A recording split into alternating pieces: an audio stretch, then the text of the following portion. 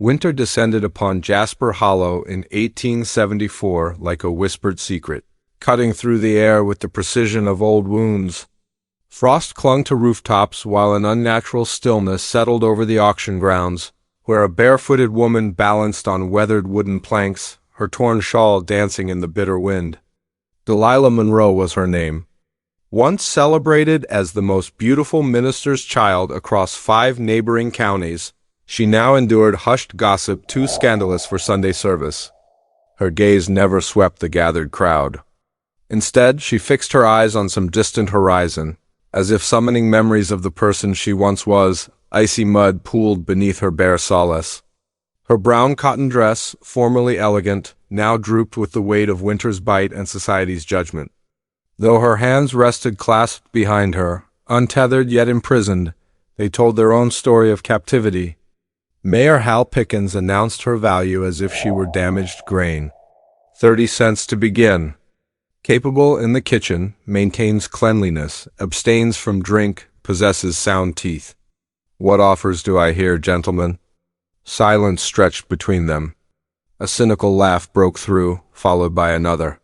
She's reached 30, someone grumbled from the crowd. Well beyond her prime. Another voice chimed in callously. No family, no future prospects. Though she won't consume much that counts for something, I suppose. The breeze changed direction. Somewhere behind a covered wagon, an infant wailed. Delilah remained motionless. Her tears had been exhausted months earlier during darker days. She maintains fires well, Pickens pressed on with growing irritation. Creates fine biscuits, keeps floors spotless. Was wed once, was someone, an echo confirmed, and at that moment, he emerged from the shadows. A heavy boot struck the frozen earth with purpose, drawing every eye in his direction. Boaz Creed towered at 6 feet 6 inches, possessing a torso carved like stone cliffs and features that rarely softened unless sunlight demanded it. His approach was measured, broad shoulders filling a weathered sheepskin jacket, hat brim casting shadows over unreadable eyes. The townspeople hadn't glimpsed him for nearly 2 years. Even the wind appeared to quiet in his presence. $1? His voice carried clearly. The mayor stammered. Excuse me? Boaz's attention fell not to Delilah's face, but to her crimson, frostbitten feet. $1? Gasps rippled through the crowd, mixed with cynical snorts. The man's lost his mind, someone hissed. The only soul more isolated than that woman is his forsaken ranch. Pickens regained his composure. $1 then, sold. The gavel's tap resembled something concluding rather than thunder's crack. Delilah remained still initially. Only when Boaz approached and removed his coat did she move. He wrapped it around her shoulders with the tenderness one shows when covering a resting animal. Her fingers gripped the wool instinctively, driven by survival rather than faith. Without meeting her eyes or speaking further, he turned toward his wagon. She followed without question, their journey passed in complete silence. The path leading from town stretched long and unforgiving, bordered by skeletal trees reaching toward the slate-colored sky like desperate claws. Delilah maintained perfect posture beside him, his oversized coat engulfing her slight frame.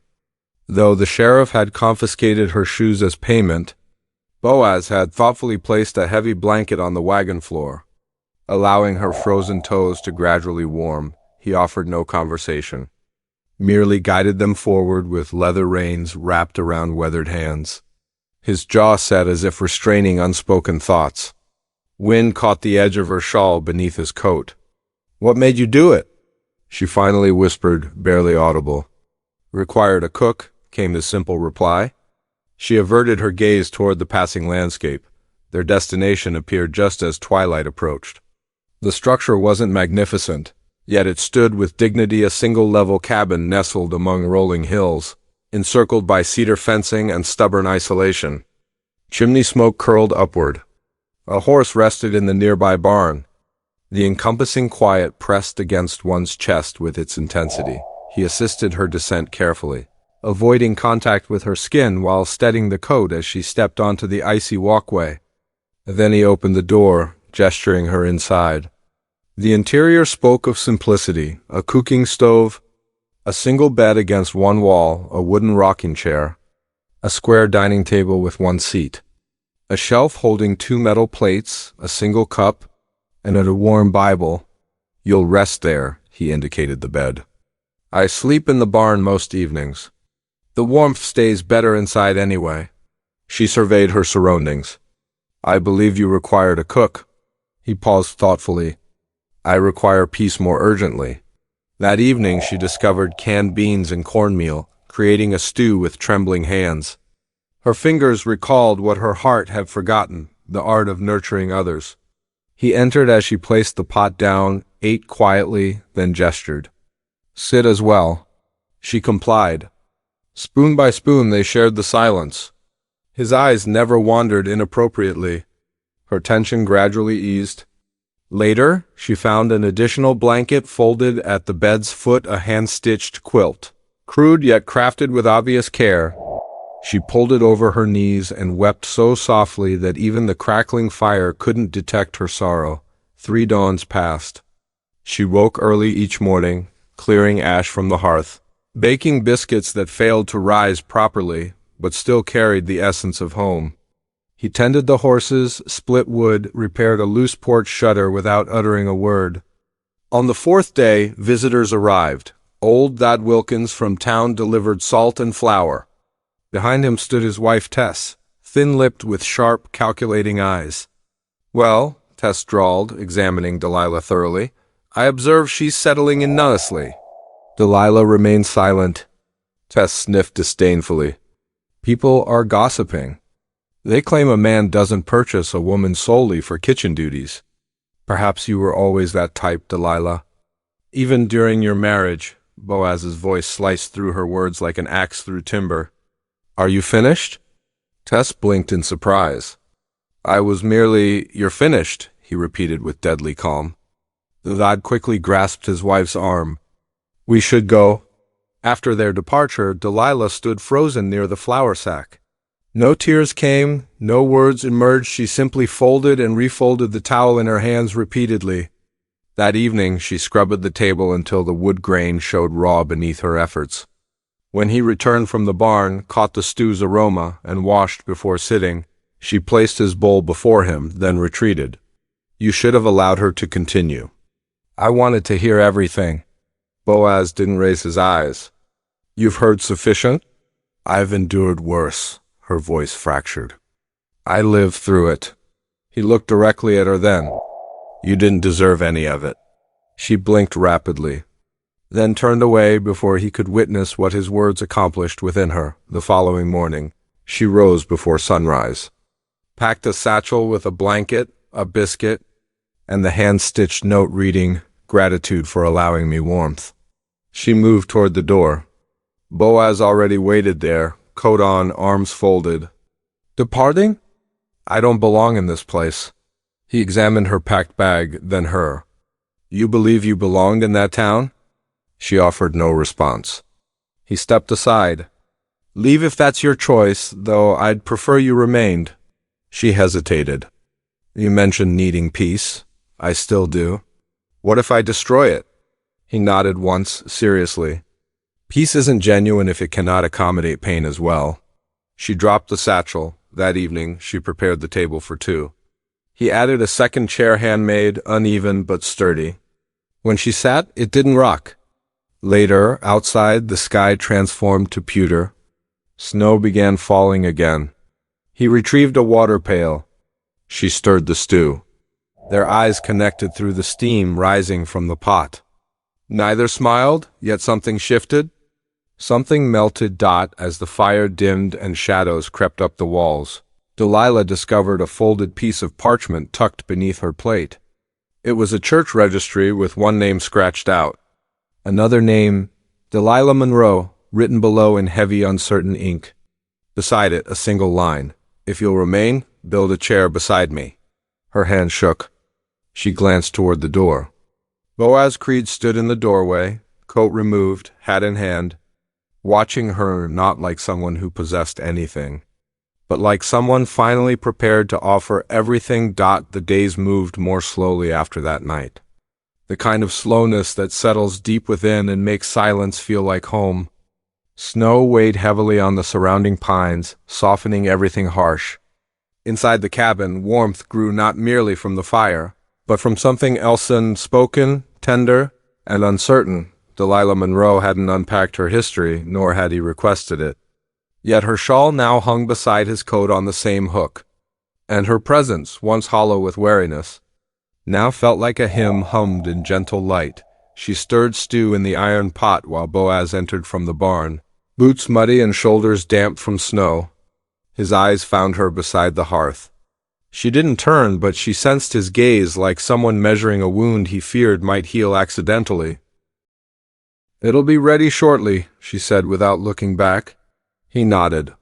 "Smells like patience," which made her smile a small curve hidden in shadow. "No such ingredient exists in stew, only salt and thyme?" They dined wordlessly that night, but the silence felt gentler now, like the hush preceding prayer.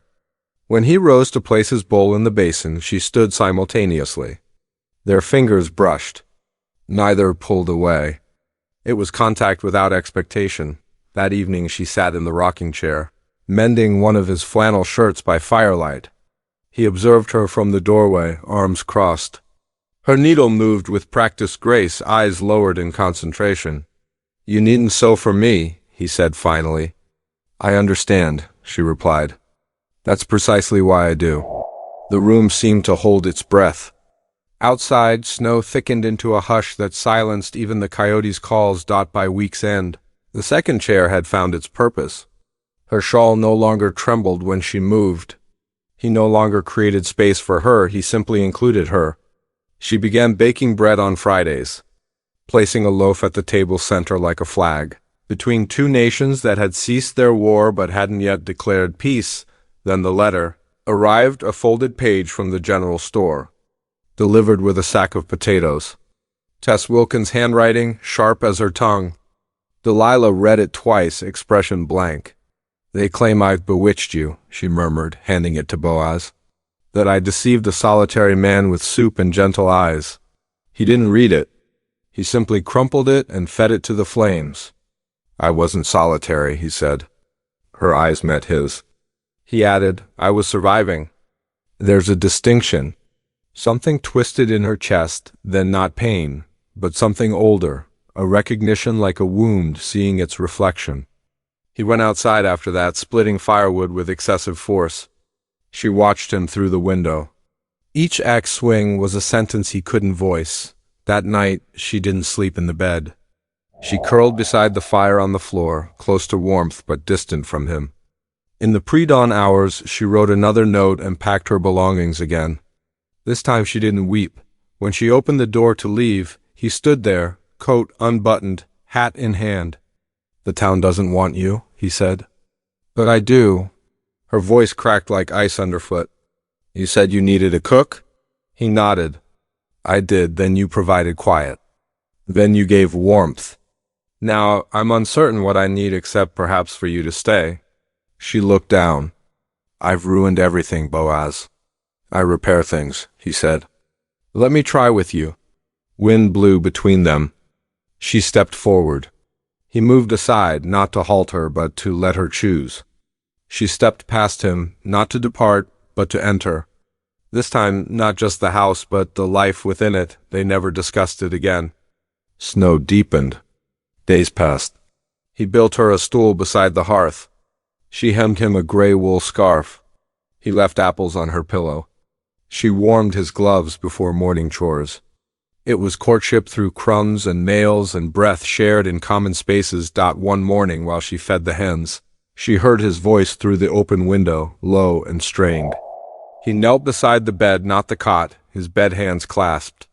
"Lord, I don't speak much, but I have a woman in my house who makes me feel like I never understood silence before. If this isn't your plan, tell me quickly, because I believe I'm beginning to hope again." She didn't reveal she'd heard. That night she made apple crumble with their remaining sugar. He blinked when he saw it. "For what occasion?" "For nothing," she whispered. "But perhaps a little for that prayer." His jaw tightened. Then he nodded once like someone surrendering to something he couldn't bear to lose again. One afternoon, a stranger arrived. A man from her past, Elias Thorne, her late husband's cousin. Slim, smirking, cruel beneath his smile. "Return with me, Delilah," Elias announced on the porch. "You remain his wife's property by law." "I possess rights." Boaz said nothing. Just stepped forward slowly, arms relaxed, radiating quiet strength. Elias laughed. "She yours now, Creed? Or merely your cook?" Boaz didn't strike him. He simply stared. "Leave my land." "She returned," Elias smirked. "She's weak, always has been." Delilah's voice cut through the cold like flint striking steel. "Not anymore." Elias turned. "You claim that now, but what happens when he grows tired of you too?" Boaz spoke then, soft and steady. "I waited 7 years for someone who didn't flinch when I spoke slowly. I'll wait another 7 for her to speak boldly." Elias departed, cursing the snow. Delilah sank onto the porch rail. Boaz sat beside her. "Why didn't you strike him?" she asked. He looked at her. "Because then I'd become the man he claimed I was, and I have something better to protect than my pride now." She breathed deeply. "I once believed no man would ever defend me again." "I didn't defend you," he said. "I stood beside you." She closed her eyes. "That's even more difficult." In the following days, they carved a space that defied naming. Not quite lovers, not merely kin, something sacred and scarred and slowly stitched together. On the first thaw of spring's breath, she woke early to find him gone. She followed the smoke trail to the barn. There in the center sat a rocking cradle. He looked up, saw her, and straightened. "I built it wrong," he muttered. "Rocks too sharply on one side." She stepped closer. "You want children?" His eyes met hers. "I want ours." Silence. Then her hand found his, held it. "I thought I'd never be wanted again," she whispered. He kissed her temple. "You were never unwanted," he said. "Just misplaced." That night, by the fire, he brought out the church registry again. Only this time, the line with her name wasn't tentative. It was permanent, dated. She turned to him. "Boaz, I'm not a visitor," he said gently. "I'm building. If you stay, you won't merely cook here. You'll be home here." She touched the page. "Then let's begin." Though the night was cold, they didn't feel it. Because sometimes the harshest winters end not in grand declarations, but in quiet decisions to love anyway. And in the morning, beneath the blooming frost of early thaw, they took each other's hands and walked toward the chapel, not as cook and rancher, not as shame and silence, but as two people who didn't intend to fall and couldn't fall any other way.